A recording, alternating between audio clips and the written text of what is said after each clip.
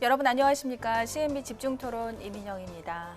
지난 2월 대전시는 1,449억 원 규모의 올해 장애인 차별 금지 및 인권보장 시행 계획을 발표했습니다. 이와 함께 대전시는 장애인의 행복과 평등, 기회, 자립의 가치 실현을 위해서 인권 기반의 장애 친화 도시의 비전을 갖고 준비하고 있다는데요. 오늘 이와 관련된 내용으로 집중토론 시작하겠습니다.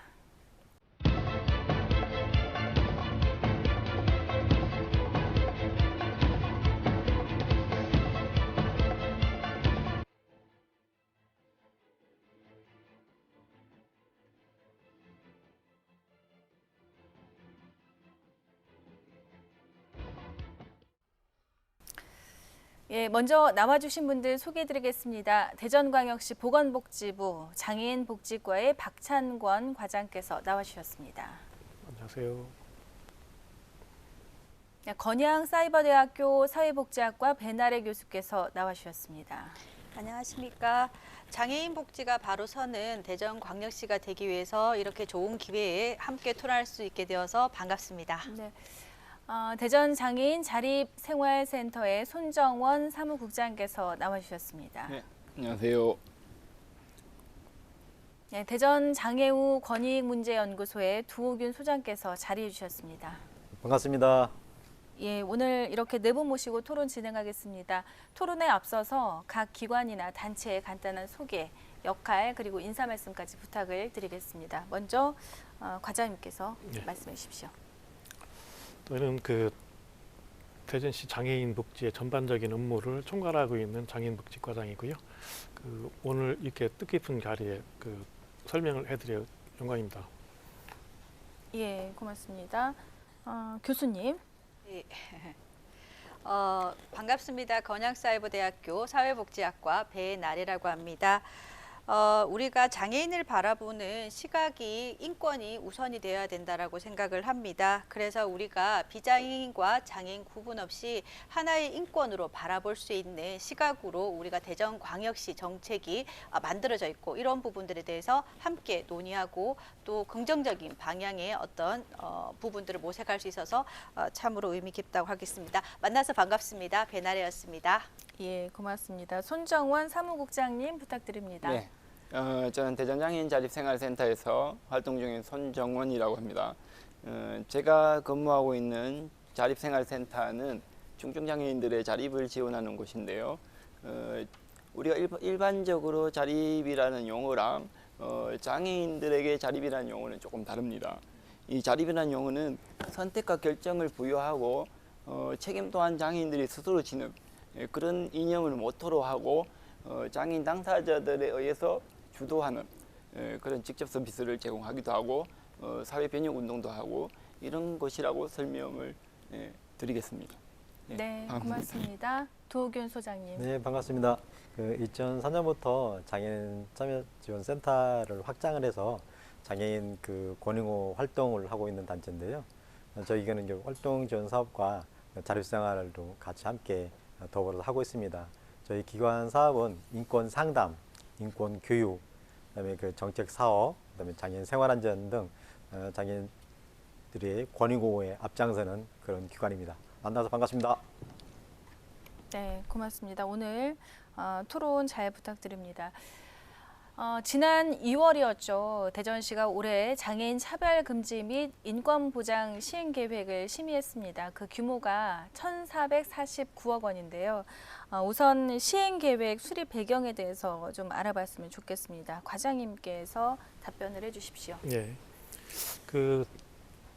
장애인 복지 인구가 증가하고 있고 여기에 또 장애 유형의 다양성, 그 다음에 또 우리 장애가 고령화되면서 또 여기에 이제 새로운 복지 수요가 많이 늘어나고 있습니다. 사실은 여기에 장애인 차별금지법에 의해서 이제 우리가 시행계획을 수립하고 있는데요. 2011년도에 제정된 대전광역시 차별금지 및 인권보장의 조례가 있습니다. 여기 조례에 의해서 이제 시행계획을 수립하는데 이게 실질적으로 장애인 차별금지법에서 정한 의무사항들이 여러 개 있습니다. 여기에 지금 이번에 계획 수립한 것은 2차 계획연도의 4차년도거든요. 23년도가 이제 마무리되는 해고요. 우리 같은 경우는 이제 장애인 사회 참여와 이제 평등 실현을 목표로 해서 6개 분야의 16개 추진 전략, 46개 핵심 과제를 삼고 추진하고 있습니다. 그러니까 2019년부터 2023년까지 마무리되는 거네요. 네, 그렇습니다. 예. 교수님께 여쭤보겠습니다. 2012년에 국가인권위원회가 전국 지자체 장에게 인권 기본조례 제정을 권고한 지 10년이 지났다고 해요. 네. 그러면 현재 우리 지역은 지금 어느 정도 수준이라고 보시는지, 권고를 이행한 지자체 가운데서 네. 예, 어느 정도 수준일까요? 네. 저희가 대전광역시에 전부 다 이렇게 함께하고 있는데요. 우리 과장님도 나와서 함께 토론하고 계신데 대전광역시의 수준은 상당히 매우 높은 수준이라고 할 수 있습니다. 실제적으로 우리가 살펴보면 앞서 말씀 주신 것처럼 2011년 8월 5일에 제정이 되어서 이후 5차례 일부 개정을 하게 되었거든요. 이런 부분 속에서 우리가 대전광역시 장애인 차별 금지 및 인권 보장 조례가 더욱 탄탄해지고 있다라고 하는 부분이 있고요. 다만 이제 제가 조사를 좀 해보니까요, 인권 조례에 대한 여러 가지 이제 비교표가 있습니다. 전국에 비교표가 있는데요. 예. 목적이나 정의나 그다음에 단체장이 인권 조례에 대한 책무를 이행하고 어떤 의무에 대한 책무, 그리고 구민들의 도시 군의 구민들의 책무, 그리고 교육, 홍보, 위원회, 기본계획, 시행계획, 인권센터, 실태조례라고 하는 이런 인권조례의 비교표가 있는데요. 기본적으로 대전광역시는 2개 항목 정도에서는 아직까지 조금 차이를 보이고 있고요. 그런 부분은 제가 조사를 해보니까 다른 시도에서는 목적과 정의를 조금 다르게 구분을 해서 한 부분이 있는데 저희 대전광역시는 목적과 정의를 하나에 묶어서 해서 이제 학자마다는 목적이 있기 때문에 이것은 인권조례 부분에 좀 더 명확성을 띈다라고 하는데, 제가 볼 때는 대전광역시도 목적 안에 정의도 포함되어 있기 때문에 조금 인권조례 부분에서 상당히 긍정적인 부분이 있고요. 다만 좀 신경 써야 될 부분들은 도나 시나 구민의 책무적인 부분이 이제 광주광역시라든지 인천광역시 같은 경우에는 시민들이, 구민들이 장애인에 대해서 어떻게 해야 한다라고 하는 책무가 나와 있습니다. 그래서 그러한 부분들을 좀 더 보완을 하게 되면 이런 인권 조례 비교표를 했을 때 더 상당히 우위적인 부분으로 올라갈 수 있을 거라고 생각을 합니다. 네, 전반적으로 좀 좋다. 그렇지만 이제 보완이 필요한 부분도 있다. 이제 이렇게 말씀을 주셨는데 네. 과장님께도 한번 여쭤볼까요? 지금 우리 지역 어느 정도 수준이라고 보시는지. 저희들 수준은 지금 우리가 이제 장애인 차별금지 조례뿐만 아니라 장애인 복지하면 크게 이제 2트랙으로 갑니다. 하나는 이제 장애인 복지위원회에서 정하는 장애인 복지 종합 발전 계획이라는 게 있고, 또 별도로 장애인 차별금지법에 의한 우리 조례도 만들었다시피 여기에 이제 우리가 아까도 좀 전에 말씀드린 46개 과제, 이것이 장애인 차별금지법에 정한 의무사항들을 나름대로 정해서 이렇게 추진하는 사항이기 때문에 실질적으로 저희들 물론 다른 시도도 열심히 하겠지만 저희들 나름대로는 체계적이고 시행하고 있다고 말씀드리고 싶고요.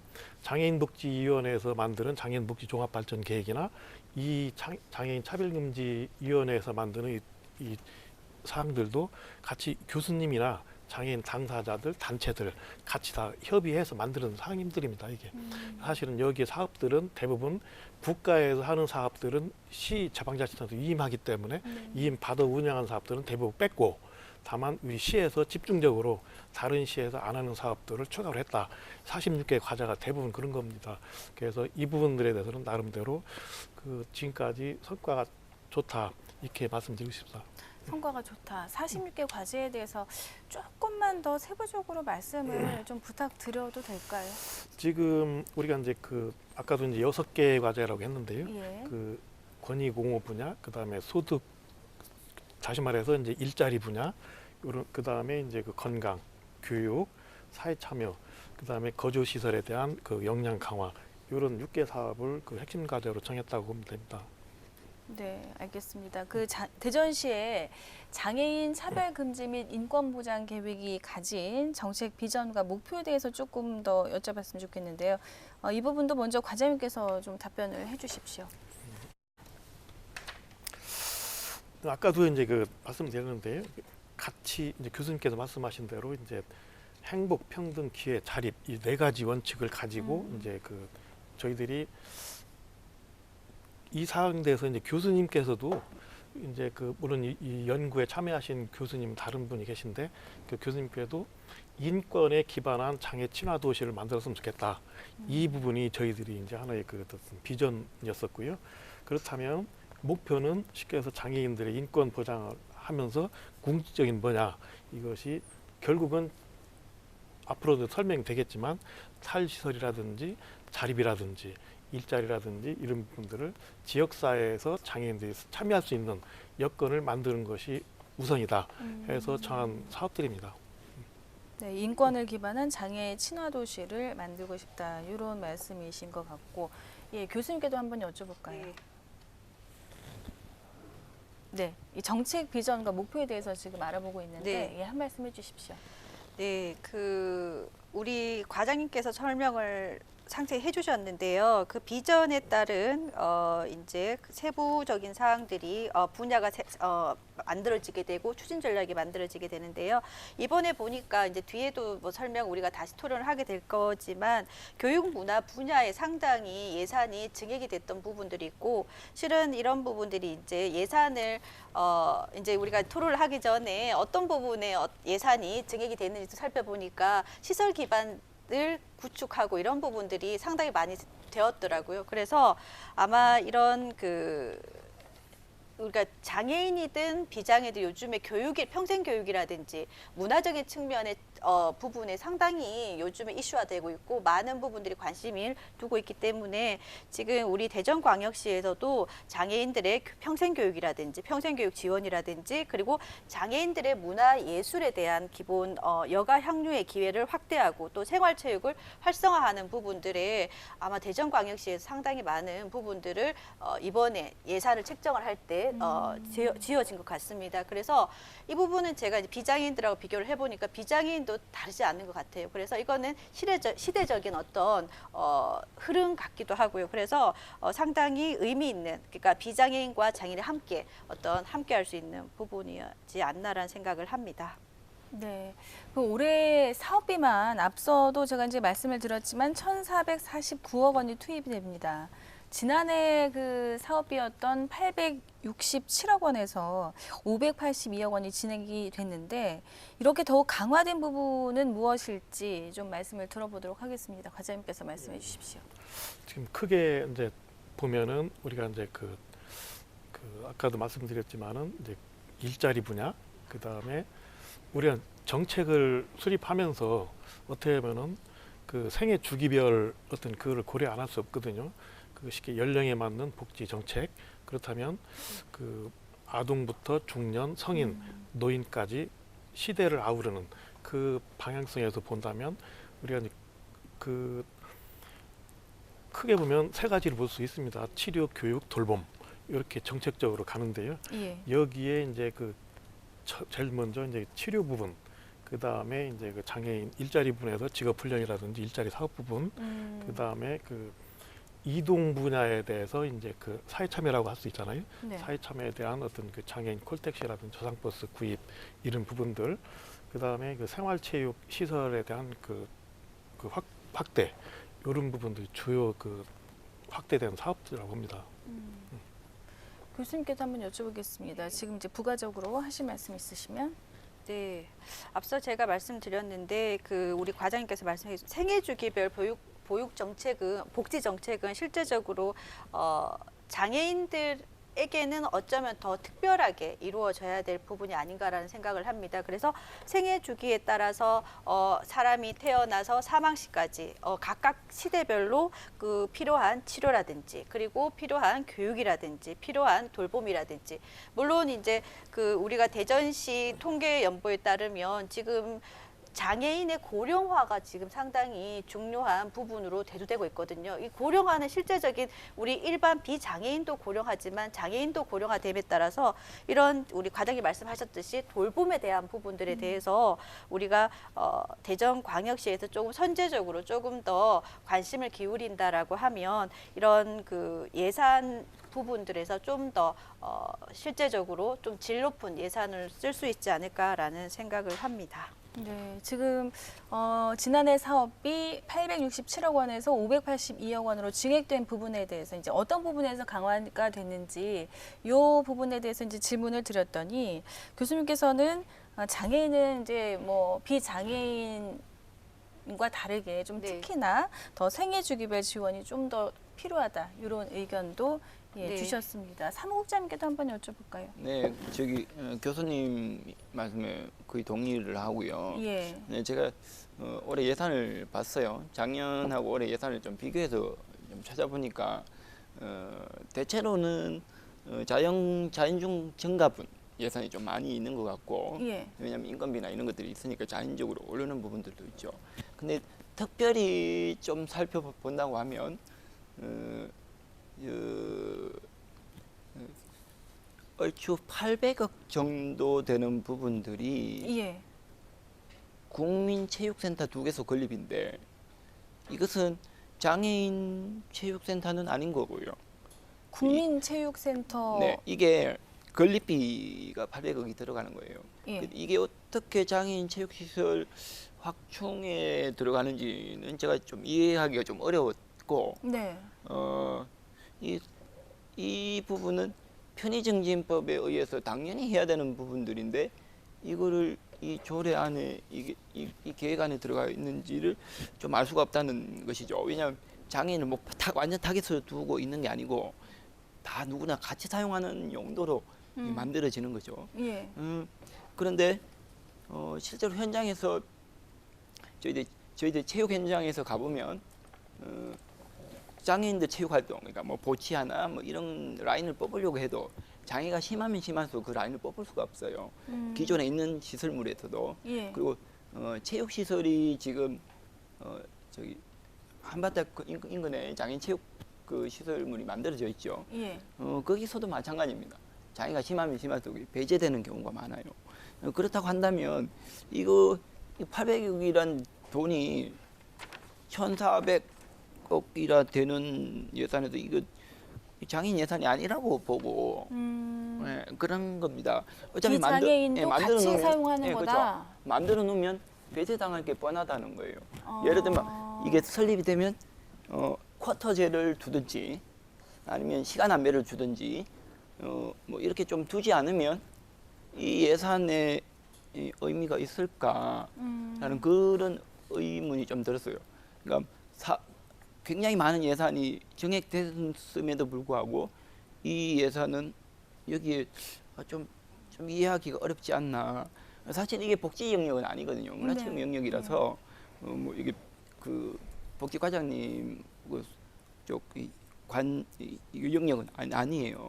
그래서 어떻게 이게 이렇게 됐는지 좀 한번 들어보고는 싶습니다. 네. 예, 왜냐하면 만들어지면 장애인들이 많이 참여해야 되는 건 당연한 사실이니까요. 네, 과장님 지금 이제 그 국장님 말씀이 국민체육센터 2개소 건립이 이제 이루어지고 있는데 이 부분에 대해서 지금 장애가 심하면 심할수록 배제가 되는 경우가 많다. 이제 네. 비장애인들이 함께 사용을 하기 때문에 이런 말씀이신 것 같거든요. 그렇기 때문에 어떤 이제 뭐 이제 쿼터제라든지 시간을 좀 사용할 수 있도록 하는 것이 맞지 않냐 이런 네. 말씀을 주셨는데 어떻게? 예, 맞습니다. 근데 그 국장님 말씀하시는 것이 뭐 실제로 이제 830억이라는 예산은 아까 860억이라는 860억이라는 예산은 그 목표한 9개소 전체 예산이고요. 실 2개소에 대한 83억 정도 됩니다. 여기에 이제 그 일반 체육시설인데 장애인들이 이용할 수 있냐 이런 부분은 당연히 그 사회 추세가 방향이 비장애 장애 구분 없이 같이 이용하는 시설로 가는 방향이기 때문에 지금 이 부분은 사회 참여 부분에 문화공간 쉽게 생활체육시설로 했던 그 분야이기 때문에 이 폭넓게 보면 장애인 복지가 아니라는 것이 장애인 복지의 한 분야이죠.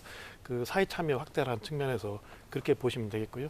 예전에 그 경험상으로 저희들이 보더라도 이제 그 장애인 체육재활이나 이제 그 대덕구에 체육재활원이 있고요. 장애인 전문 수영장입니다. 여기도 사실은 장애인 전문 그 수영장 체육시설 졌지만 비장애인들이 또 많이 이용하고 있고 또 산성복지관이라고 수영장이 있지만 여기도 마찬가지 비장애인들이 이용하고 있고요. 물론 이따 말씀드릴 기회가 있을지 몰라도 사회 인식 개선 차원에서 예전에는 참 어려웠습니다. 이런 시설들이 건립도 어렵고요. 지역에 그렇다면 아예 그 시설을 질 때 같은 어떤 비장애 장애 구분 없이 모두 다 편한, 그러니까 국장님 말씀하신 것처럼 사회 참여 이동권 보장에 같이 아우르는 여기에 이제 참여 기회를 확대한다는 측면에서 바람직하다, 오히려 그렇게 생각하는 부분이고요. 이 부분은 저는 이제 장애인복지과장이지만 실제로 이 사업은 다른 체육지원부서에서 하고 있습니다. 이런 부분들을 장애인복지라고 해서 장애인복지만 하는 게 아니라 시 전체적으로 장애인복지가 넓어질수록 장애인은 이해되는 부분이 넓어지고 더 좋지 않나 이렇게 생각이 드는 부분도 있죠.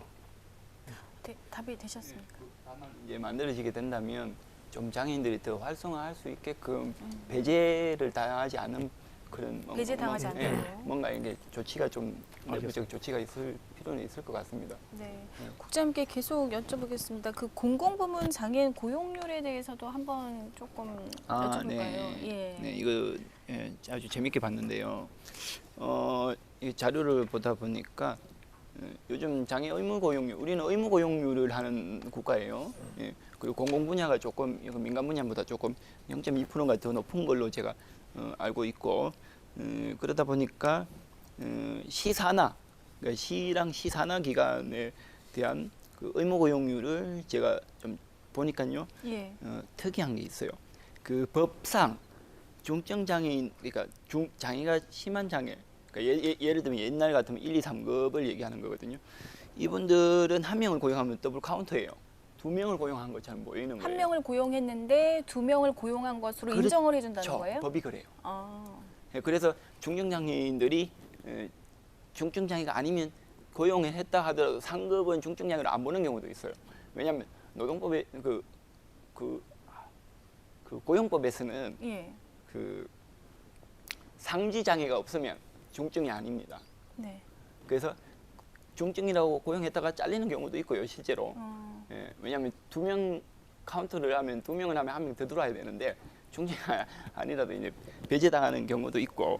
근데 이제 여기서 보면 이제 여기 시산하 기관에도 이제 그런 내용들이 많더라는 겁니다.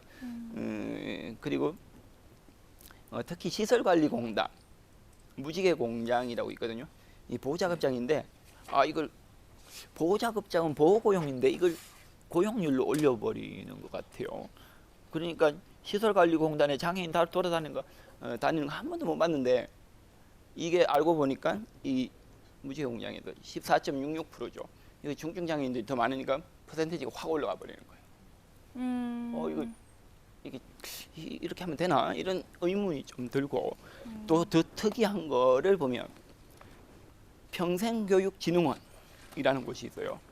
의무고용률 전체 직원 52명입니다. 50명이 넘어가면 의무고용률을 지켜야 돼요. 3.5%를 지켜야 되는데 한 명도 없어요.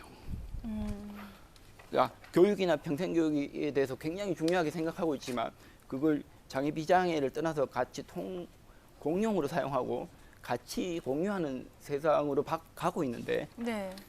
장애인이 한 명 없다? 한 명도 없다? 이거 되게 심각한 문제라고 좀 보고 있고요. 그리고 몇 년 전에 제가 거기 원장님을 만난 적이 있어요. 네. 편의시설 조사하면서 만난 적이 있는데, 원장님 여기 장애인 고용하고 계세요? 하니까 없다는 거예요. 깜짝 놀랐죠. 한 명이라도 더 고용하시면 어떨까요? 라고 했고, 정문에 자동문이 없어요. 정문에.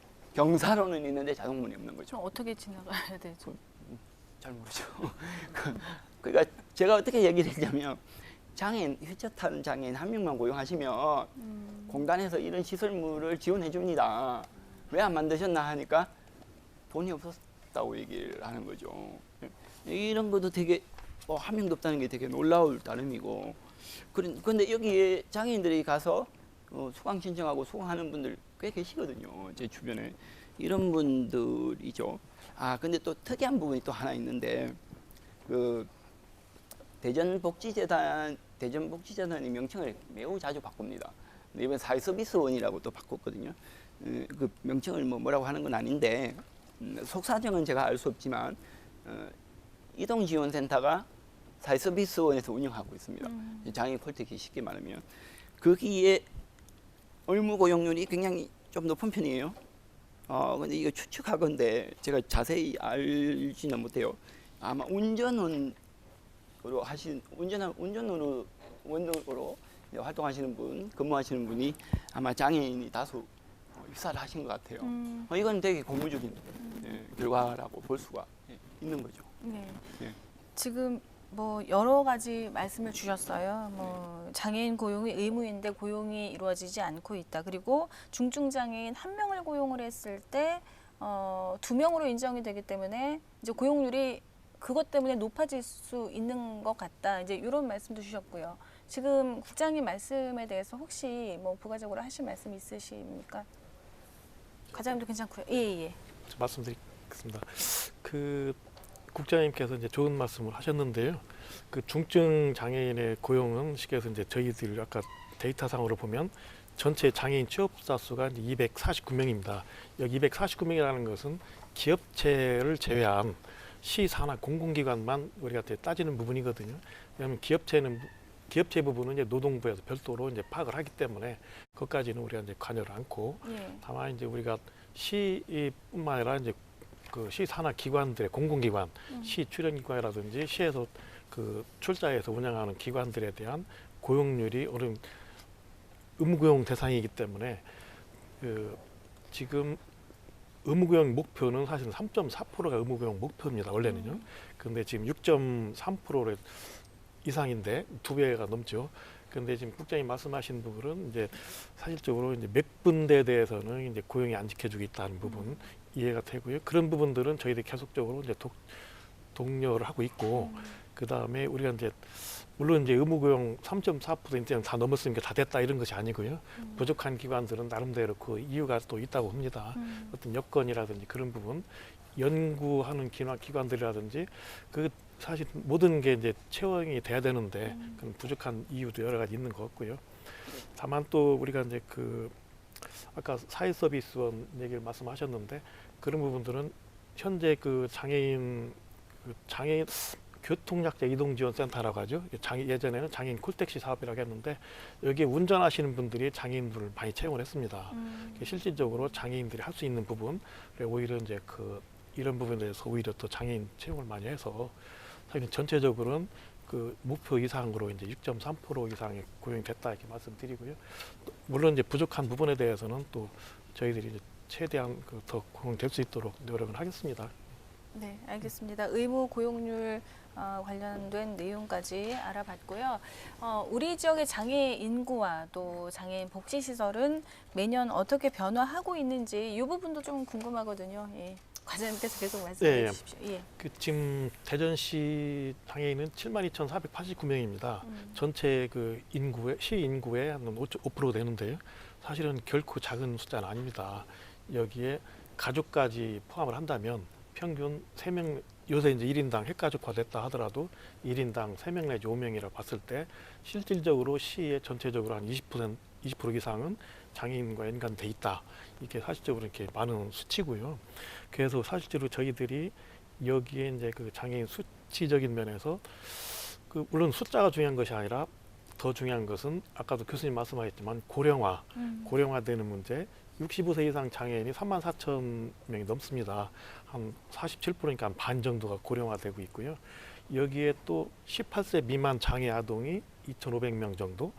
이것은 무슨 뜻이냐면 장애 어린이 같은 경우는 조기 재활 치료가 필요한다는 부분이고 또 건전하게 사회에 성장할 수 있도록 지원해 주는 것이 지방자치단체의 또 역할이고 또 고령화됨에 따라서 또 어떤 그 스스로 자립하기 어려운 어떤 세대에 대한 어떤 자립 능력을 좀 도와주는 그런 부분에서 돌봄 아까도 말씀드렸지만 돌봄 사업들이 진행되고 있다 이렇게 말씀드리고요. 여기에 우리가 이제 하드웨어된 측면에서 보면 장애인 시설이 지금 186개소 있습니다. 사실은 이 시설이 많다고 해서 예전에는 시설이 많으면 어떤 좋게 평가를 됐고 그런데 최근 들어서 시설이 많다고 해서 좋게 평가되는 어떤 시기는 아닙니다. 여기에 이제 거주 시설이라고 해서 예전에는 장애인 생활시설이라고 하는데 지금은 이제 장애인 거주 시설 이렇게 용어를 하거든요. 예. 여기 거주 시설에 그 여기에 이제 탈시설, 여기 이제 인권 그 단체 관련된 그 패널들 오셨지만은 좀 마찰이 있는 부분들이에요. 시설 운영하는 부분들은 시설이 더 있어야 되고 또 일부 부모들도 이제 시설이 있어야 된다는 얘기를 하는 거고 또 이제 탈시설을 그 주장하는 어떤 그쪽 측에서는 시설이 있어서는 안 된다. 자꾸 탈시설, 시설이 줄여야 된다. 이런 입장이기 때문에 그 서로 간에 상충되는 부분이 있습니다. 지금 저희들이 이제 186개의 시설이라고 말씀드렸는데 이 중에 장애인복지관이 우리 크게 보면 우리 생활 거주 시설, 그 다음에 지역사회 재활 시설, 기타 시설 이렇게 나누는데 거주 시설이 이제 그 79개소, 그 다음에 이제 장애인 복지관 8개소를 비롯해서 이런 지역사회 재활 시설이 지금 우리가 65개소, 나머지 이제 직업재활 시설이 29개소가 있거든요. 이런 시설을 다 합해서 지금 186개소입니다. 네, 186개소. 소장님 지금 이제 뭐 비교적 장애 인구는 타 지역에 비해서 그나마 좀 적은 것으로 보이는데 시설은 186개소라고 이제 말씀하셨거든요. 예, 소장님은 어떻게 보시는지?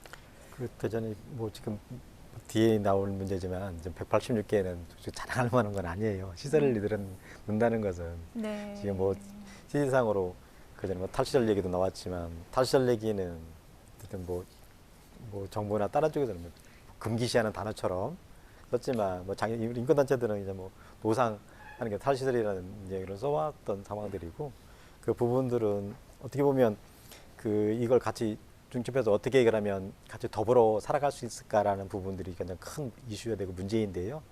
그렇다면 그들의 욕구조사가 아니라 지원을 어떻게 할 건가라는 부분들이 먼저 이게 생각돼야 되거든요.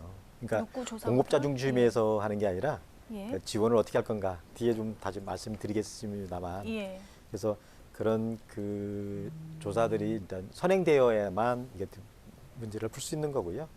뭐 그동안에는 뭐 그 민간에서 국가가 하지 못하는 부분들을 그동안에 민간에서 많이 해왔고 뭐 해왔던 것은 뭐 그걸 갖고 뭐 나쁘다 좋다 하는 건 아닙니다. 그렇지만 앞으로 이제 그 트렌드가 어쨌든 방향들이 어쨌든 자립생활이나 탈시설에 대한 부분들을 많이 강조하고 있으니 그것도 정부 주체로 또 벌써 얘기를 하고 있고 또 정책적으로 또 벌써 드라이브를 하고 있습니다.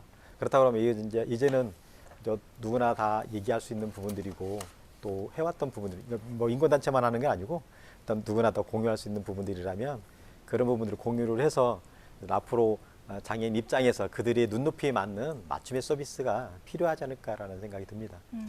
알겠습니다. 그래도 그 대전시의 장애인 복지 예산이 이제 해마다 지금 뭐 이제 매년 증가하고 있는데 실제 그 현장에서는 장애인들은 어떻게 체감을 하는지 좀 궁금하거든요. 네, 이게 참 지원을 하는 입장에서는 충분히 많이 지원을 한다, 충분히 많다라기보다는 최선을 노력을 다하는 거고 또 이게 공급자, 수요자 측면이거든요. 수요자 측면에서는 만족스럽지 못하고 그래서 이런 부분들은 어떻게 보면 이게 장애인 문제가 아니라 모든 우리가 시장에서 보면 다 일어나는 부분인데요. 지금 우리가 수요자 지금 우리 그 아나운서 선생님께서 말씀하시는 것처럼 수요자의 복지 체감도가 낮다라고 하는 부분은 일단은 효율성을 높이는 부분들에 대해서 한번 생각을 해봐야 된다라고 하는 건데요. 뭐 효율성이라고 하는 부분은 뭐 다들 잘 아시겠지만 투입한 대가나 노력에 비해서 훌륭한 성과를 얻는 것이 효율성이 높다라고 하는 부분들이거든요. 그런 부분들인데 우리 방금 소장님이 말씀하셨던 것처럼 수요자 중심의 효율성을 높이는 부분, 그러니까 공급자 중심이 아니라 수요자 중심의 효율성을 높여야 되는데 이것도 어떻게 보면 아마 TV 보시는 분도 그럴 거예요. 참 말은 쉬울 수는 있으나 이게 어떻게 보면 참 어려운 부분일 수 있다는 거죠. 왜냐하면 장애 영역도 15개 영역으로 장애가 나뉘게 되고 또 각각의 수요자 중심의 효율성을 높이려고 하면 거기에 따른 여러 가지 기반 어떤 그 조사라든지 그런 부분들이 따라가야 되기 때문에 그렇지만 우리가 어렵다고 못할 것이 아니라 이용자 중심의 불만 사항을 반영할 수 있는 장치가 필요한 부분들이거든요. 그래서 이용자 서비스 불만 사항을 반영을 해서 효율성을 높여서 수요자 서비스에 필요한 수고스러움을 높일 수 있는, 만족도를 높일 수 있는 그런 부분들이거든요. 그래서 우리가 지금 우리 소장님 말씀하셨던 것처럼 최소한의 비용으로 최대한의 효과를 얻으려고 하면 어떤 부분이 될지 아마 우리 대전광역시에서는 또 지금도 꽤나 노력을 많이 하고 계신 걸로 알고 있고 그런데요. 아마 같이 노력을 하고 머리를 맞대야 될 부분이 아닌가라고 하는 부분입니다. 네, 국장님께 여쭤보겠습니다. 뭐 지금 이제 두 분 말씀이 공급자 중심의 효율성이 아니라 이 수요자 중심의 효율성을 높여야 한다. 이제 이런 말씀이신데 이 말씀은 이제 복지 체감도가 여전히 낮다는 거거든요. 예, 어느 정도라고 네, 보시는지. 제가 이게 토론하면서 느낀 부분이 이게 제가 이제 장애 당사자기도 하면서 뭐 학교를 다녀오고 그것도 그 결혼이라는 거, 임신 출산이라는 거 이걸 다 겪어봤거든요. 예. 다 겪다 보니까 좀 더 아마 실질적인 어떤 내용으로 점점 들어가는 것 같아요. 좀 디테일하게 설명하는 이야기하는 부분이 좀 있기는 한 것 같아요.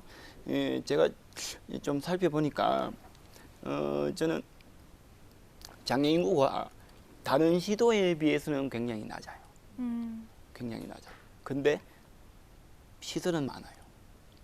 시설이 많다는 말은 시설 쪽으로 돈이 많이 가고 있다라는 거거든요. 직접 지원보다 간접 지원의 형태가 더 많다는 것이고, 예. 그리고 이 인구 비율을 보고 제가 깜짝 놀랐는데 18세 미만이 3%밖에 안 돼요. 18세 미만이 예. 3%? 예, 3%예요. 근데 이 보면 방향은 어떻게 해야 되냐면, 그리고 65세 이상은 47.2%. 이거도 좀 낮아요. 다른 시도는 좀 높거든요. 50% 넘어간 시도들도 있는데, 이 말은 즉 다시 말하면 어린이들에게는 의료재활, 어르신들에게는 요양이거든요. 제가 중심으로 보는 것은 어떤 부분이냐면, 뭐 학교 교육 이거 되게 중요한데 그렇지만 연령대가 65세가 넘어가 버리면 활동 지원 서비스를 못 받아요.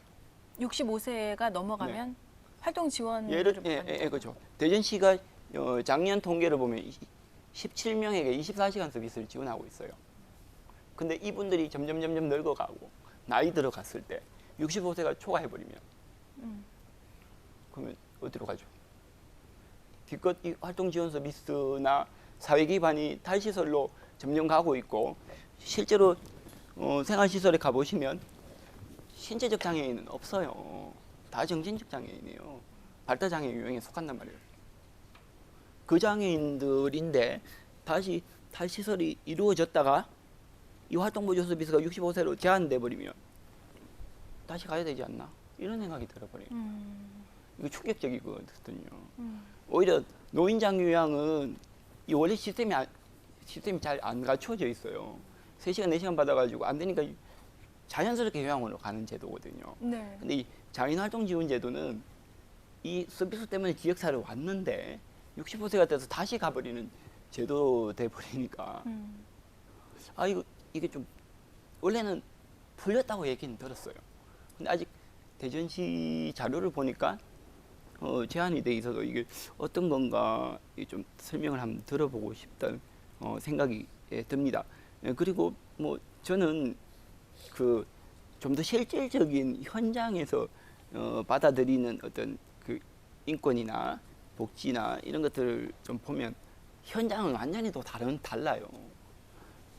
인식은 되게 좋지만, 인식은 좋다고 하지만 당장 저희 사무실을 구하거나 뭐 임대를 하려고 하면 거부해버리는 거예요. 당장 어제 있었던 일이에요.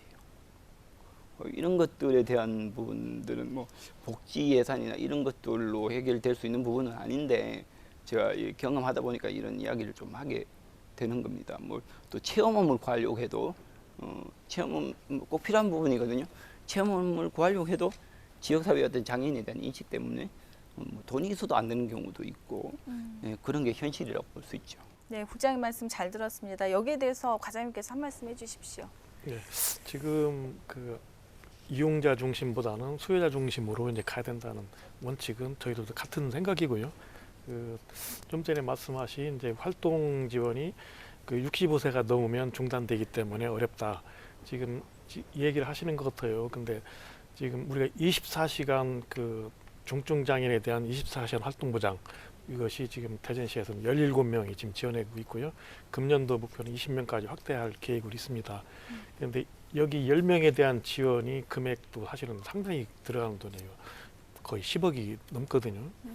그 17명에 대한 예산이 10억이 넘게 확보가 돼 있고, 그렇다면 이 부분들이 지금 국장님 말씀하셨지만은 그 애로사항이 이제 65세가 넘으면 요양보로 이제 받기 때문에 예.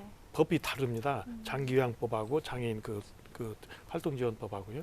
그 상충이 돼 있는데 이런 애로사항이 있기 때문에 쉽게 해서 이제 정부에서도 이제 그 법을 개정하는 작업에 있는 걸로는 알고 있거든요. 현재로서는 진행이 안 되는데 다만 이제 그런 어려움 때문에 그 일부는 그 장애인 아까도 발달 장애인 말씀을 하셨는데 발달 장애인 같은 경우는 다른 분이 돌보기 더 힘들기 때문에 가족도 돌보는 어떤 걸 인정해주는 그 지금 그 상태로 지금 법을 이제 지금 개정하는 지금 중앙부처에서 이제 그 작업에 있거든요.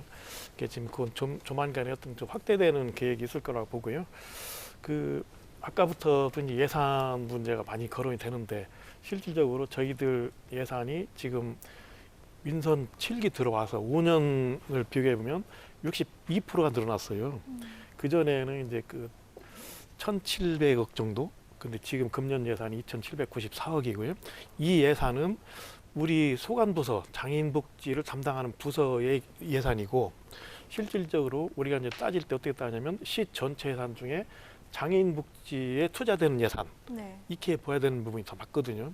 그러면 아까도 말씀 그 다들 하셨는데 이제 체감도가 좀 낮다. 사실은 그 체감도를 어떤 만족하기에는 어느 시도도 이것은 만족할 수는 없다고 봐요. 그 이유는 아까도 서두에 말씀드렸지만 장애 종류가 다양하고 장애인 복지법에 의해서 등록된 장애인이 15가지 유형이거든요.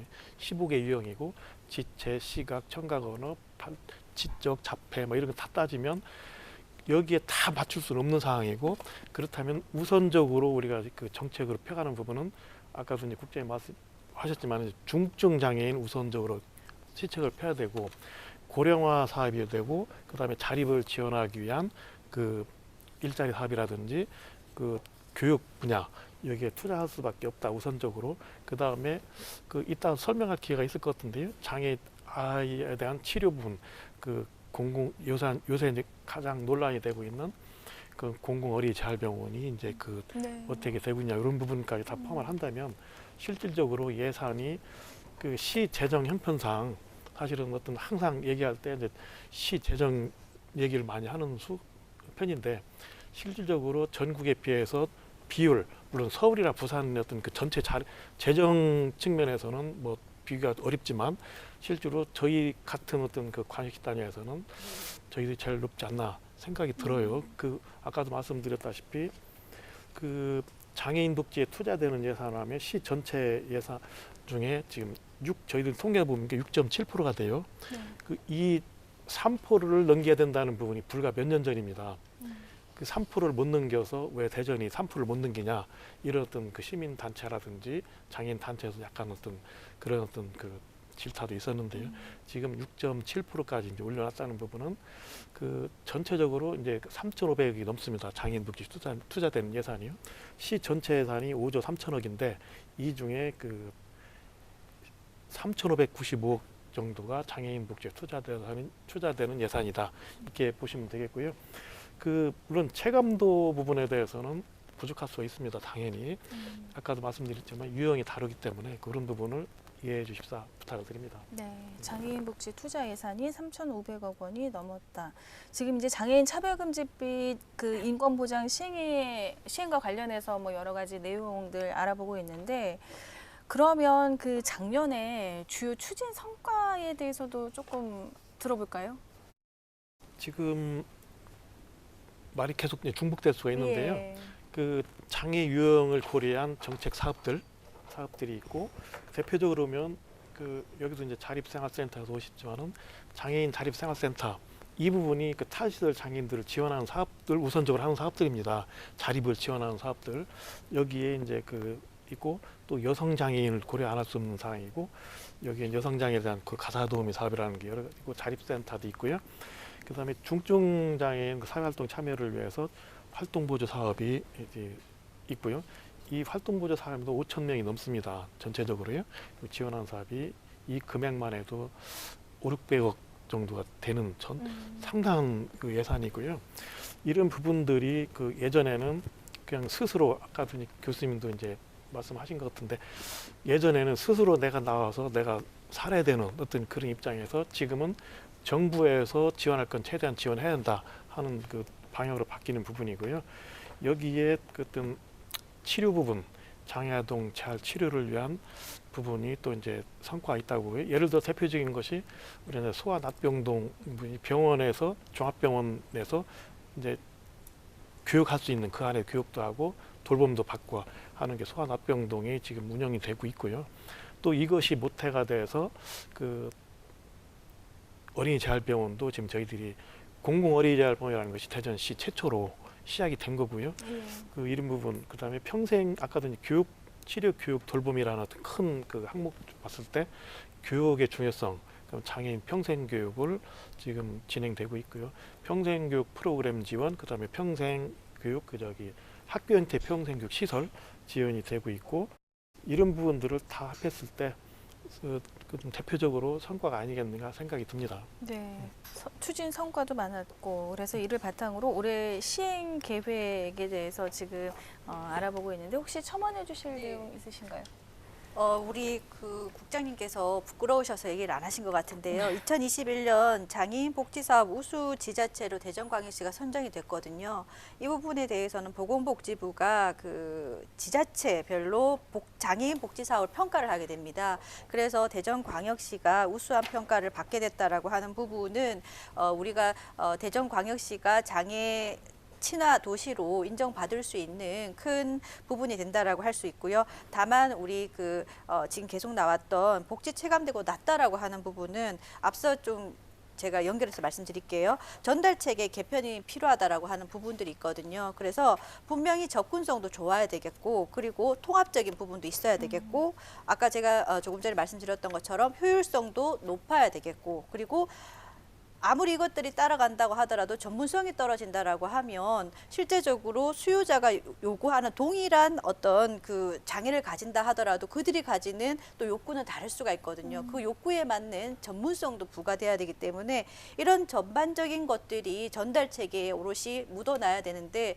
실은 우리 다른 지자체에 비해서 대전의 지자체가 장애인 복지에 대해서 상당히 선두적인 부분들을 많이 애를 쓰고 있지만 실제적으로 체감하는 부분들에 대해서 그 비용이라든지 그리고 그 전문성이라든지 그 접근성이라든지 통합성에 대해서는 다소 떨어지는 부분들에 대해서는 실은 이제 대전광역시 지자체만 할 것이 아니라 공부를 하는 전화 그리고 우리 소장님이나 국장님들께서 다 같이 이런 부분을 접근성을 어떻게 높일 것인가라고 하는 부분 그리고 전문성 그리고 이런 전반적인 부분들에 대해서 같이 노력하는 게 필요하고요.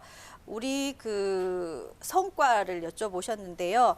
소득 지원이 강화되었다라고 하는 부분들이 있고 2021년에 그리고 장애인의 건강권이 향상되었다라고 하는 성과가 있고요. 그리고 평생학습과 관련된 사회참여 지원이 넓어지게 되었다라고 하는 부분 그리고 거주시설 장애인들의 권익 증진이 되었다라고 하는 부분들이 있는데요. 제가 이렇게 살펴보니까요. 이런 4가지 부분 중에서 소득 지원 강화에 대해서는 이제 장애인들의 역량 강화를 하고 그리고 가족 지원을 했다라고 하는 부분 그리고 학대를 받는 피해 장애인들을 위해서 쉼터를 운영하고 또 모니터링을 추진했다라고 하는 부분 이런 부분들이 있어서 실제적으로 우리가 이런 소득, 건강, 사회 참여, 권익 증진이라고 하는 부분들에서 우리가 많은 성과를 볼 수 있었다라고 하는 부분들을 알 수 있을 것 같습니다. 네, 알겠습니다. 네. 두호균 소장님도 한 말씀 해주십시오. 그 아까 뭐 예산 얘기를 말씀하셨는데요. 그 예산 부분이 아까 뭐 국장님도 얘기했지만 말씀하셨지만 그 시설 인프라 구축에 대한 부분들이 좀 절대적으로 많이 차지하는 부분들이 많이 있어서 그런 부분들은 하루속히 되었어야 되는 부분들인데 뒤늦게 된 부분 잠깐 좀 그렇고요. 향후의 부분들이 2020년도 부분이라면 인프라 구축이 아니라 실질적인 당연히 당사자들의 그런 욕구나 이런 부분들을 좀 맞출 수 있는 그런 부분들이 됐으면 좋겠다. 지금 말씀하신 것처럼 뭐 소득이라든가 수준이라든가 이런 부분들도 좀 됐으면 좋겠고, 아까 그 장애인 고용이나 이런 부분들이 그러면 고용이 돼야 되는데 고용 부분에서는 또 적은 부분도 있고, 근데 실제로 저희 상담 들어보니까 그 고용의 부분에서도 그 장애인 당사자분들이 이제 뭐 중증 부분을 좀 채용하고 있는데 중증보다는 손을 쓸 수 있는 사람들을 또 원한다. 손을 못 쓰니까 나는 우리 고용을 못 하겠다. 그러니까 이게 그러면 이게 중증에 대한 중증장애인 고용촉진 뭐 직업재활법인데 네. 이게 법하고 좀 이게 상충되진다. 실질적으로 현장에서는 뭐 많이 느끼시겠지만 그래서 그런 부분에서는 좀 이게 아까 뭐 3.4 뭐 퍼센트는 많이 하지만 실적인 내용을 들여다보면 이게 별거 없거든요. 그래서 그런 부분들이 좀 아쉽다고 보고요. 근데 이제 단 말씀드린 것은 저희 장애인 당사자들도 좀 영광하나 이걸 할 필요성이 있다고 봐요. 근데 다들 뭐 화이트 칼라가 아니라 블루 칼라 부분들이 너무 많아서 그런 걸 뭐 표준 지표를 삼아서 어떤 고용률이 많이 상승됐다라고 하는 부분들은 약간 좀 그런 것 같고요. 우리 마케팅 씨처럼 이렇게 좀 화이트 칼라 분들도 어쨌든 그분도 많이 있으면 좋겠다. 그렇게 위해서는 우리 그 장애인 단체나 다른 부분도 어떤 그런 장애인 당사자들이 역량 강화를 위해서도 좀 필요하지 않을까? 아까 평생교도 말씀하셨지만 평생교육에서도 그런 실제로 직업재활이라든가 이런 쪽에 필요한 부분들 그걸 좀 상승을 시켜야 실제로 그들이 나와서 고용과 연계돼야 필요하잖아요. 근데 고용과 연계가 안 돼. 그러니까 직업일 뿐이, 그러니까 교육뿐이야. 교육 땡. 그다음에 나머지 고용과 연결되지 않잖아요. 그러면서 그분들은 또 다른 복지관을 전전하면서 거기서 또 연수를 또 해. 이 복지관에 2년 지나니까 또 다른 교육자는 또 와. 그러면 계속 만나. 가고 하다 보면. 그래서 저는 실효성을 담보할 수 있는 법제 또 시 정책에서도 그런 우리 장애인 전문가들 같이 협의를 해서 만약 교육이라면 고용과 연계될 수 있는 교육 이렇게 소득이라면 그런 것도 그래야만 실질적으로 당사자들이 그런 복지에 우리 그 대전광역 일이라고 하는데 일이 걸맞는 그런 웃음을 띄울 수 있는 그런 그 2022년도가 됐으면 좋겠다라는 바람입니다. 네. 혹시 과장님 여기에 대해서 하실 말씀 있으십니까? 지금 뭐 실효성은 담보할 수 있는 법제가 마련돼야 한다. 예. 지금 좋은 말씀이시죠. 근데 사실은 일을 하다 보면 현장에서 느끼는 거하고 저희도 이제 행정에서 이제 집행하는 부분하고 서로 이제 어때는 상충될 수도 있지만 사실은 그 의견을 받아서 하는 게 저희 정책입니다. 실질적으로 행정이라는 것도 그 지금 아까도 이제 말씀드렸는데 장애인 당사자, 부모 단체, 부모들 여기 다 의견을 들어서 지금 우리가 정책을 풀어가고 있고요. 그 대표적으로 이제 일자리 부분을 계속 말씀하셨잖아요. 근데 여건상 어떤 그 이쪽으로 갔다 저쪽으로 갔다 할 수 있는 부분도 있지만 실질적으로 저희들이 대표적으로 시청에 오시면 알겠지만 건강 카페라는 게 있습니다. 네. 건강 카페 장애인들을 위해서 이제 그 카페를 운영하는 부분 장애인들이 직접 운영을 하고 이제 그 시청 직원이라든지 손님들이 와서 이용을 하고 수익성이 상당히 높거든요. 지금 전체적으로 건강 카페에 똑같은 체제가 그 시사나 공공기관에 13개소가 있는데 최근에 코로나 때문에 좀 약간 영업이 잘 안 돼서 3개 정도는 좀 휴업이 되고 있고 여기에 대부분 일하는 분들이 그러니까 이제 소장님 말씀하신 것처럼 중증 장애인들이 많습니다. 이런 부분들은 쉽게 해서 이제 그 자치단체에서 오히려 적극적으로 이렇게 발굴하고 이런 부분도 있고요. 또 대표적인 하나의 사례를 들면 그 신탄진에 있는 그 장애인 무지개복지센터라고요. 아까도 이제 고용 부분에 대해서 이제 그 시설관리공단이 실적이 높다 하는 부분 시설관리공단에서 위탁을 받아서 무지개복지센터를 운영하고 있거든요.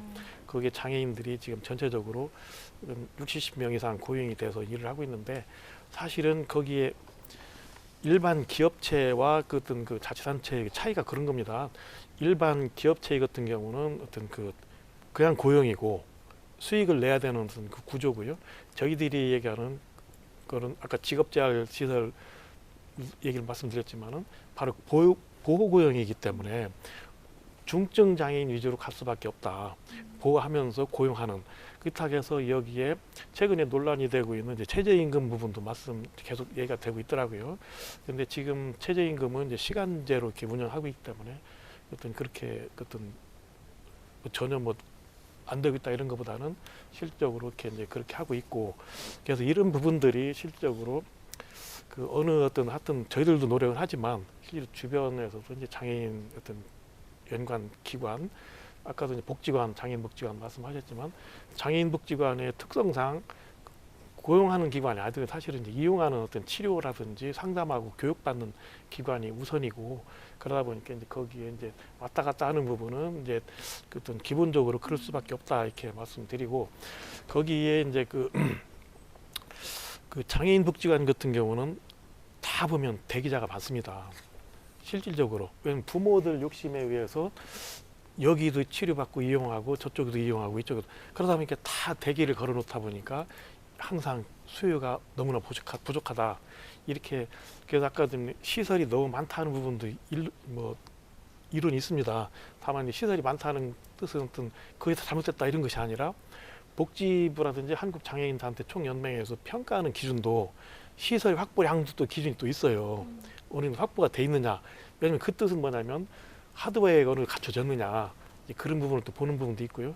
그래서 그 하드웨어의 기본 하에서 소프트웨어 측면, 쉽게 어떤 서비스를 더 할 거냐 이런 부분이 더 확대되는 부분이기 때문에 지금 말씀하신 부분에 또 연관성이 있는지는 모르겠지만 저희들 입장에서는 어떤 그런 체감도 부분에 대해서 물론 만족하지는 않더라도 그렇게 노력을 하고 있다 이렇게 말씀드리고 싶습니다. 네, 알겠습니다. 올해 시행 계획 관련해서 아주 자세하게 말씀을 들어봤는데 앞서서 이야기가 나왔던 내용이에요. 이 공공어린이 재활병원 관련해서 조금 알아봤으면 좋겠는데요. 올해 말 개원 예정이잖아요.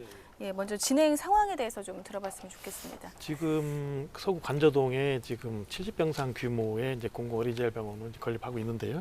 지금 골조공사 중에 있어서 30% 정도 이제 공정입니다. 금년 12월 개원하는 목표는 차질 없도록 진행이 될 거고요. 그 지금 현재 준비하고 있는 사항들이 이제 그 위탁 준비, 운영 준비, 그다음에 운영 규정을 만들어가는 과정, 현재 그 단계에 있고요. 조만간에 이제 조례가 이제 그 확정이 되면 그 근거에 의해서 이제 그 지금 인력 부분에 대해서 이제 그 적은 인원이 아니를 보거든요. 120명이 넘는 큰 상당한 규모의 그 규모의 인력이 이제 확보될 거고요. 네. 거기 이제 120명 이상의 그 인력 부분에 이제 의사, 이제 간호사, 심리, 물리, 언어 치료사들 이런 부분들이 상당히 이제 배치가 될 걸로 봅니다. 네. 그 지금 이제 공공어린이 재활병원 관련해서 과장님 말씀 들어봤는데요. 소장님께도 한번 여쭤보겠습니다. 하실 말씀 좀 많으실 것 같은데. 뭐그 공공재활병원 같은 경우에는 그 의료계는 그 재활치료 부분을 골든타임이라고 하는, 골든타임은 성장기로 이제 좀 표현하고 있어요. 그러니까 그 얘기는 뭐냐면 그 치료를 놓치면 그 당사자들이 사회 이제 상호 성장에서 부분들은 더 어려움을 겪겠다라는 그런 부분들. 그래서 그 공공병원이 더더 필요했던 때이고 때마침 또 우리 대전광역시에서 큰 뜻을 품고 또 그런 부분을 시동한다고 하니 반가운 소식이고요. 그렇지만 그런 부분들을 더 그 장애인 당사자들이 치료를 잘 받을 수 있는 시설 인프라라든가 다른 부분도 잘 돼야 될 것 같고요. 다 시도나 다른 부분들도 보면 그런 부분도 잘 돼 있고, 그래서 뭐 여기 재활병원에서는 뭐 그 특수 교육도 같이 이제 겸해서 한다고 하시니 그 안에서는 또 이렇게 뭐 전인적 교육처럼 어쨌든 그 포괄적으로 이제 교육을 수행하고 있다 보니까 치료와 교육 모든 걸 다 한꺼번에 그 안에서 같이 함께, 그래서 그 불편함이 없도록 이렇게 하다 보니까, 그래서 그 보통은 이렇게 하면 충청권에 6천 명이 되는 아동들이 다 혜택을 볼 수 있는 그런 또 계기도 되고, 그래서 그 국내에 보니까 보통 이제 21년도 기준 보건복지 발표 자료에 따르면 국내 장애 아동 29만 명이라고 합니다. 근데 이게 재활치료를 받는 아동은 1만 9천 명이라고 해요. 전체 6.7%밖에 안 된다고 하거든요. 그래서 극소수만 더 선택받아서 더 치료를 받는 분이라면 그러면 그 골든 타임을 다 놓치지 않느냐. 그러니까 나머지 퍼센테이지는 골든 타임 놓쳐서 어떤 재활치료를 받지 못하고 그러면 향후에 성장에서도 더더욱 부모님이나 지역 사회에 또 부모님들은 부담되는 이런 부분들, 그래서 이중고, 삼중고를 겪은 부분들이 많이 계시죠. 그래서 이런 부분을 더 그 체계적으로 잡아서 어떤 잘 치료할 수 있는 그런 역할들이 더 중요한 때가 바로 지금 이 시점이 아닌가 저는 생각하고 있습니다. 네. 이 재활병원의 설립 목적을 보면은 이 중증 장애 아동을 위한 집중 재활 치료 서비스 제공이라고 할 수가 있는데 아무래도 이제 설립 목적에 맞게 올바른 운영이 이루어져야 할 텐데 이 선진 사례 중에서 조금 참고할 만한 사항이 있을까요? 네, 가까운 일본에서 보면 200대 1 정도라고 할 정도로 일본에는 200개의 소아 재활 치료 기관이 있는 반면 한국에는 예를 들어 1개 정도밖에 없다라고 하는 그때 상당히 그 차이를 비교했을 때도 차이가 많이 난다라는 겁니다. 그런데 2016년 이후에 지역 정치에 이게 공공 어린이 재활병원이 이 정치적인 주요 의제가 됐었죠. 그래서 대전이 선제적으로 이렇게 진행을 하고 있는데요. 지금 이런 부분이 장애 아동이 적절히 치료받을 권리는 그 당사자한테도 중요한 것이고 그 가족들에게도 매우 중요한 부분이라고 할 수 있거든요. 다만 이 당사자와 이런 우리가 이런 치료를 적정하게 받고 또 이런 공공성을 확보하기 위해서 거버넌스를 어떻게 할 것인지 그리고 기존 병원과 이런 수익성에서 조금 다를 거란 말이죠. 그래서 네. 수익성에 대한 문제라든지 또 지역적 격차를 어떻게 해결할 것인지 이런 것들이 여전히 저희가 공공 어린이 재활병원을 설립을 하게 되면서 남아있는 문제이고 아마 이런 부분은 대전광역시에서도 상당히 고민을 하고 있는 부분이라고 생각을 합니다. 그래서 이런 기존의 그 자료들을 많이 이렇게 우리가 취합을 해서 발달된 장애 아동의 재활 서비스 모델을 개발하기 위해서도 학계에서 지금 계속 연구를 하고 있고요. 예. 실제적으로 제가 이렇게 이 자료를 취합하기 위해서 연구 자료를 이렇게 보아도 그리 많지 않다라고 하는 것들은 지금 현재 우리가 시의적절하게 많은 연구가 진행이 되어야 될 부분이라고 생각이 됩니다. 그래서 함께 노력해야 될 부분이 아닌가라는 생각을 합니다. 네. 예, 소장님. 지금 뭐 일본 사례를 말씀을 해주셨는데요. 그 미국이나 영국이나 호주나 다른 그 나라를 살펴보니까 먼저 그 법 체계를 만들어 놨더라고요. 법 체계를 만들어 놓고 그 안에 틀을 집어넣어서 어떤 보호를 받을 수 있도록, 치료를 받을 수 있도록. 그러니까 그런 그 포괄적인 그 치료를 통해서 그들이 사회에 적응할 수 있도록, 사회 참여할 수 있도록 이렇게 이제 하고 있는 부분들이고요. 미국을 보니까 장애인 교육 법안이라든가 장애인 교육 개정법, 또 재활법을 통해서 하고 있고, 영국은 국민의료 서비스 및 커뮤니티 케어법으로 통해서 이렇게 하고 있더라고요. 그래서 지역사회 기반한 보호, 돌봄, 법적인 근거가 될 수 있는 그런 거 마련해 놓았고요. 케어 중심의 사회 서비스 제공의 의무를 지방정부에 또 부여를 하고 있고, 중앙정부만 아니라 지방정부, 중앙정부 같이 하는 부분도 있고요.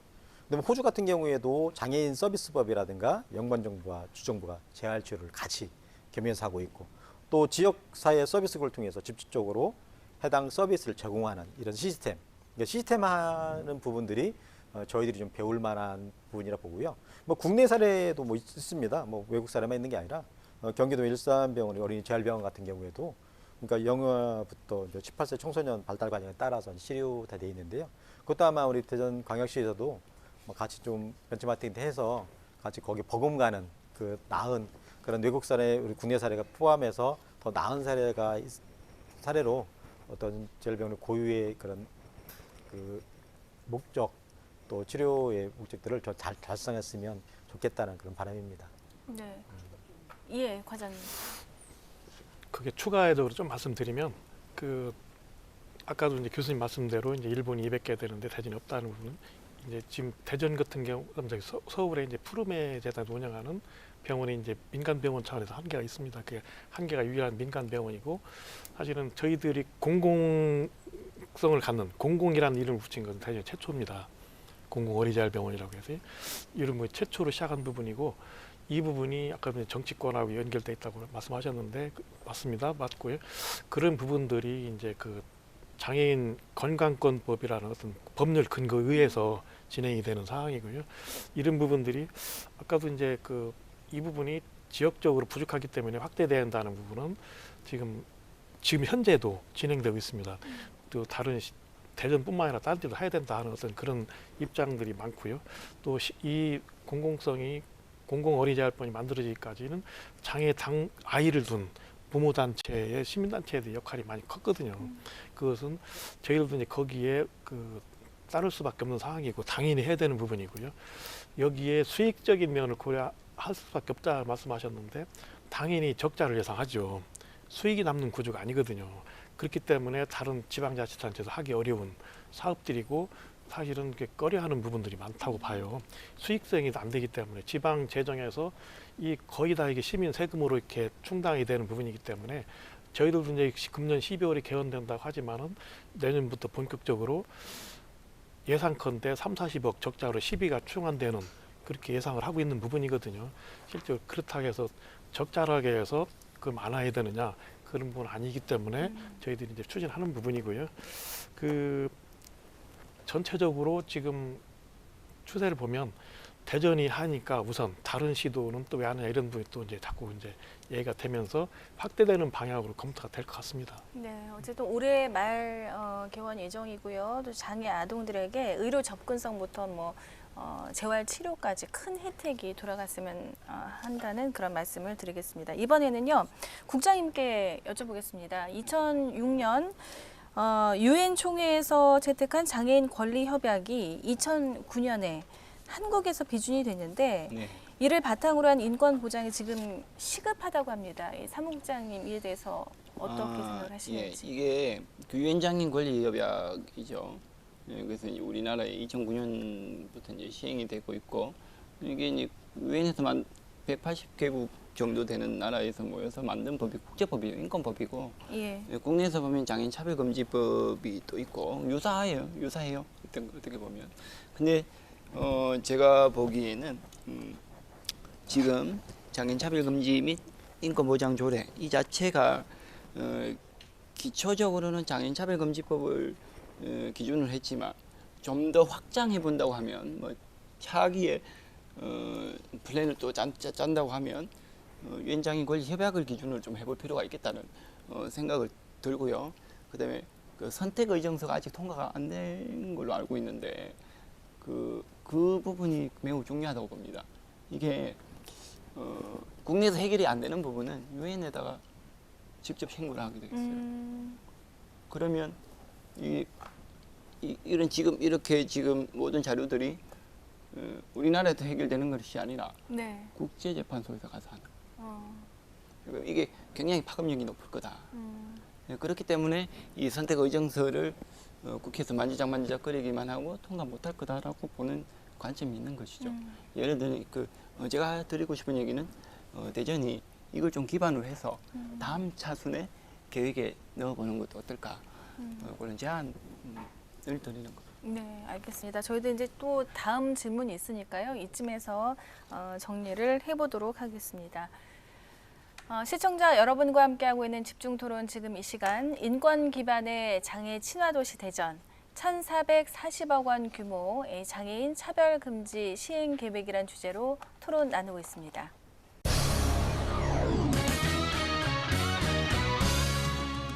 한국장애인단체 총연맹과 국회에서는 매년 시도별 각 분야의 장애인 복지 수준을 조사해서 발표를 하고 있는데요. 대전시가 10년 연속 1위를 차지하고 있습니다. 그러나 이제 현장에서는 그래도 좀 부족하다, 이러한 이야기가 좀 나올 수 있다고 보거든요. 그래서 장애인과 또 관련 단체 등과의 소통이 좀 무엇보다 좀 중요하지 않을까 이런 생각을 해보는데 과장님께서는 어떻게 생각을 하시는지 한번 먼저 여쭤보겠습니다. 예, 장애인 복지 수준 평가라는 부분이 있는데요. 이 부분은 이제 전국적으로 이제 장애인 아까 말씀하신 대로 한국장애인 단체 총연맹하고 국회와 공동으로 이제 조사를 합니다. 여기에 지표 조사가 이제 여러 군데 있는데요. 아까도 말씀드린 것처럼 이제 시설이라든지 자립지원 측면, 그다음에 의료 서비스 부분, 교육 부분 여러 가지 지표 항목이 있습니다. 여기 지표에서 시도별로 재정 자립도에 비해서 어느 정도 수준이냐 이 척도에 의해서 이제 평가되는 부분인데요. 저희들이 사실은 전국적으로 이제 10년 동안 뭐 최우수 도시라고 하지만 사실은 부끄러운 면도 많습니다. 네. 왜냐하면 그 사실은 저희들이 이제 우리보다 더 잘하는 시도도 많고요. 네.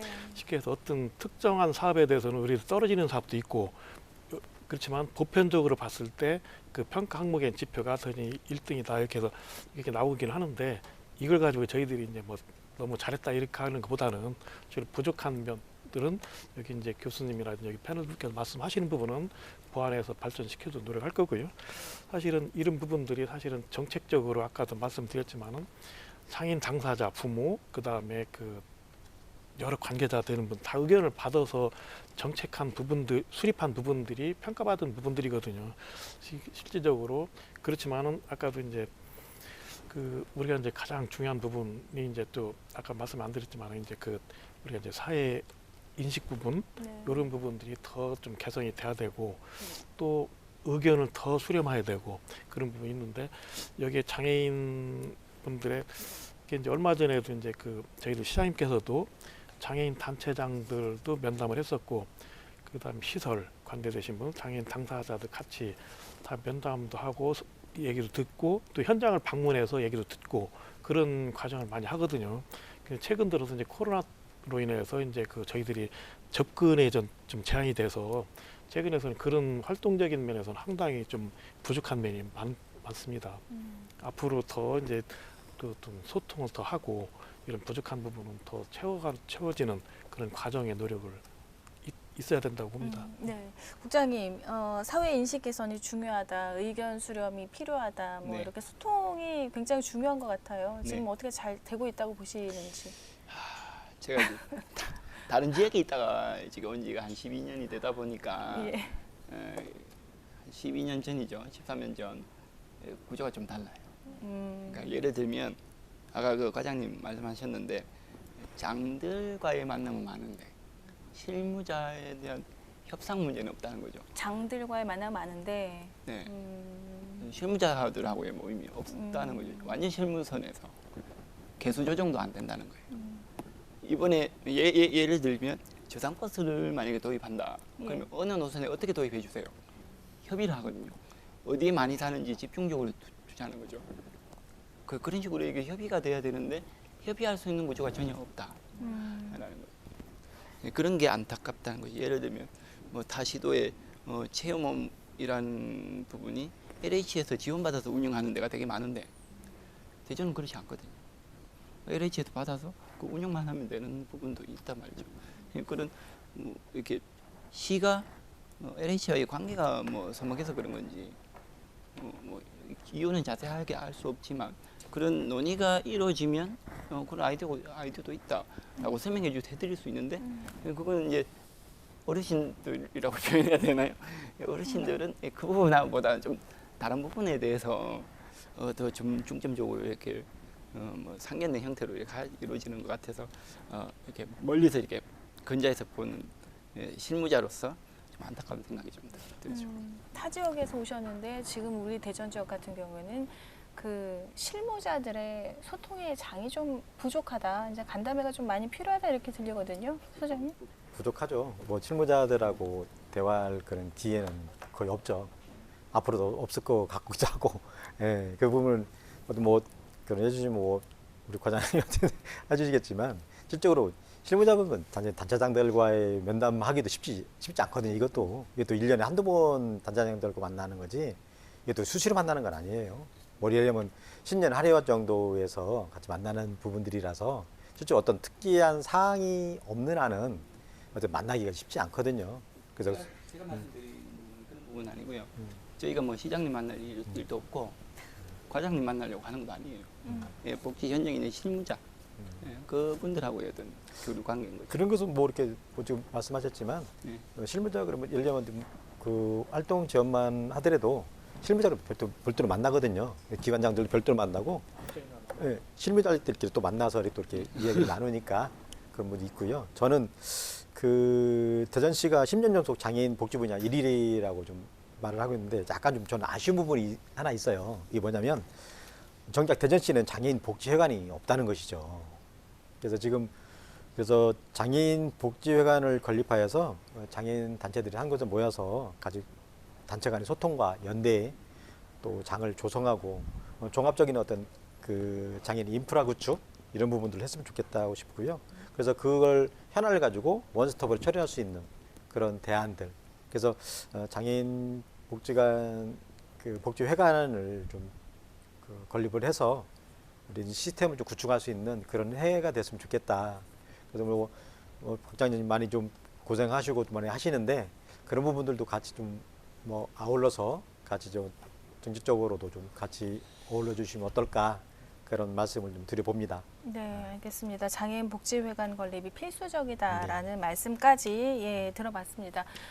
올해는 그 대선뿐만 아니라 지방선거도 치러집니다. 지방선거는 6월 1일 치러지는데 후보자들은 이번 지방선거에서 이 장애인들을 위한 각종 공약들을 또 이제 내세우게 될 텐데요. 이 장애인들의 공약 정보에 대해서 올바른 판단을 해야 할 텐데 어떤 대응을 해야 할지 좀 들어보도록 하겠습니다. 국장님께 먼저 여쭤보겠습니다. 제가 지방선거 때 이렇게 보다가 언뜻 보다가 깜짝 놀란 게 있었어요.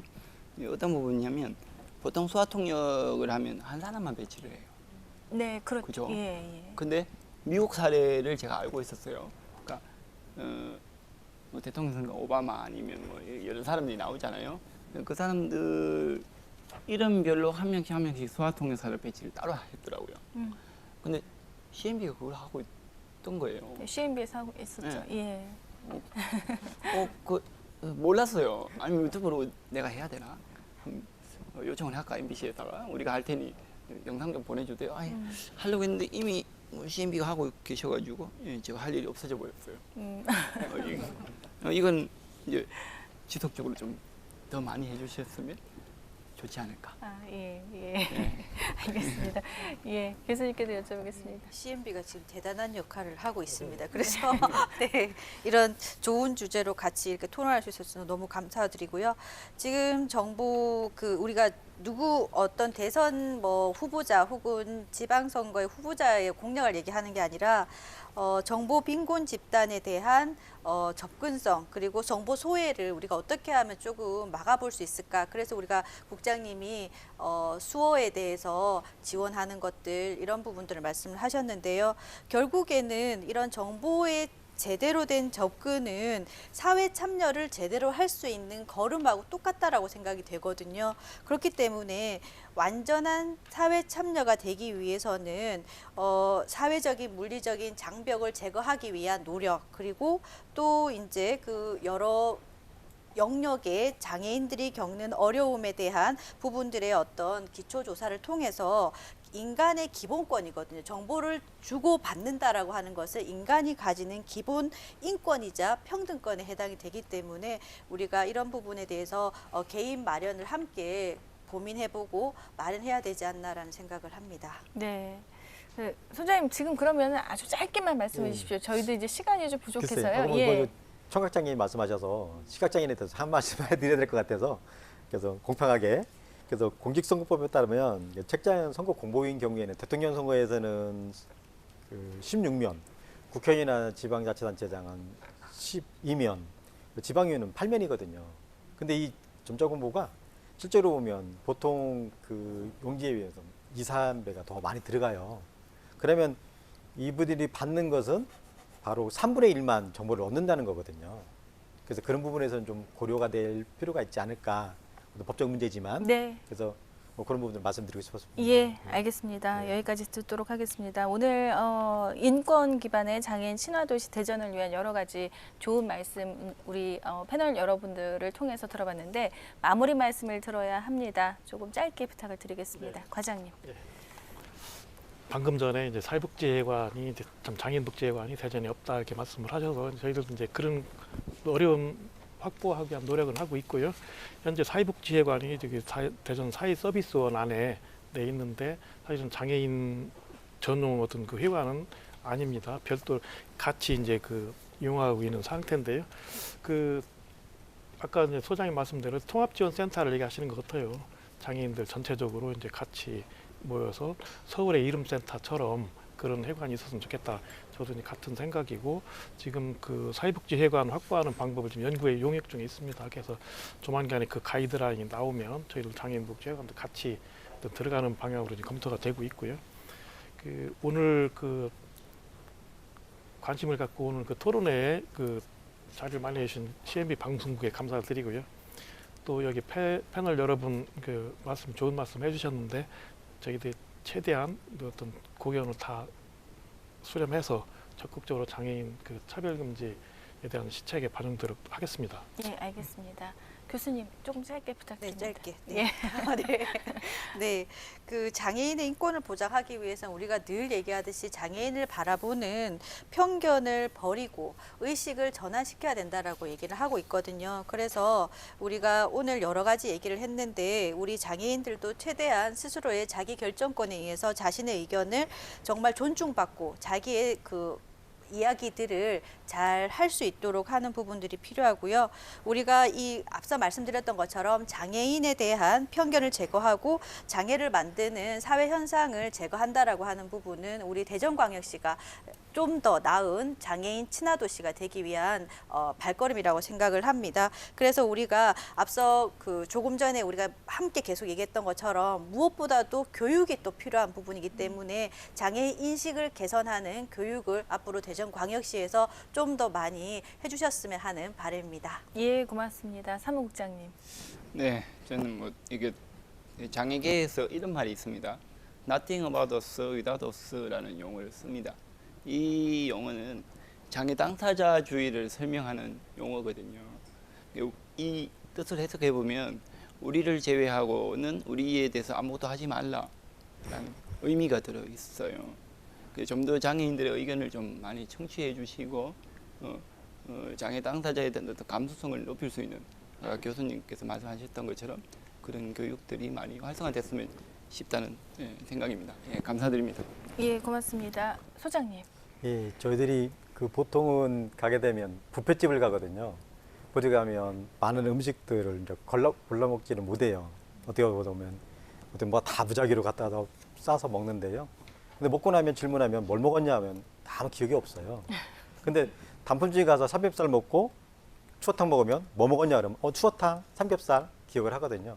우리는 어떤 그 공급자 중심에서 사려는 밥상이 아니라 수요 중심 그들이 원하는 밥상을 차려서 맞춤의 서비스를 맞춤의 밥상을 좀 마련해 주면 어떨까.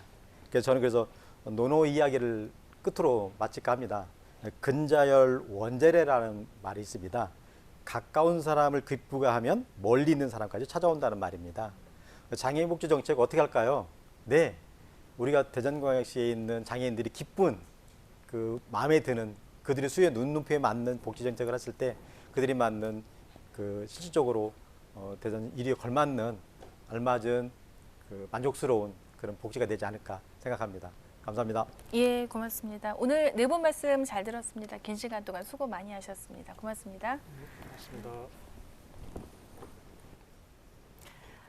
이번 대전시의 장애인 차별 금지 및 인권 보장 기본 계획의 목표는 장애인의 인권 보장을 통한 지역사회 참여 보장입니다. 가족과 이웃이 장애인과 더불어 사는 사회가 될 때 그때 비로소 장애인 복지 수준은 선진화될 것이고요. 장애인의 완전한 사회 참여와 평등도 가능하게 될 것입니다. 오늘 집중 토론은 여기까지입니다. 함께해 주신 여러분 고맙습니다.